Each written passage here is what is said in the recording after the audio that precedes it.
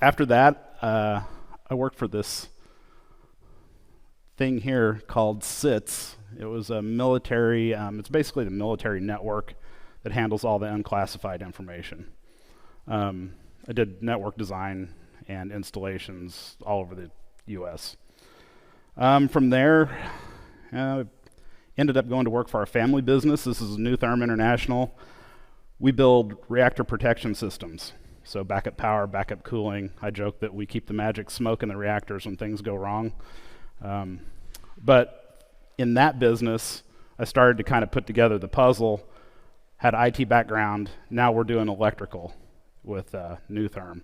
So you can kind of see where the pieces start to fit together for mining. Do a little overview, what we're going to talk about, internet connections, which ones you want, why you want them, why you might not, the different hardware,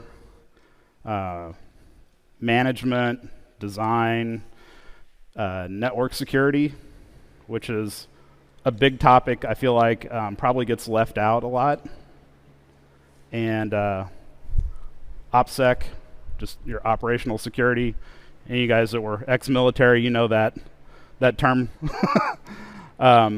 Scaling issues is something I haven't talked about when I've done this or talked to other people before, but there's some scaling issues. I thought it'd be kind of a cool thing for you guys to hear about. Kind of the list of things that I would consider when you're building out these networks. The world has never had a currency, a financial system that was created outside of a government. I don't like the government. I'm not afraid to say it. I think they should be much smaller. The smaller, the better. Let's see how small we can make it. I think separating money from the state is just as important as separating church from the state. Because I think, if somebody takes something away from this, I've added value to somebody's life at some place. Karma, whatever you want to call it. And participate. Most important thing I can leave you with, do something. Do it. I don't care what it is. If it's not mining, run a lightning node. Do anything. Participate in it.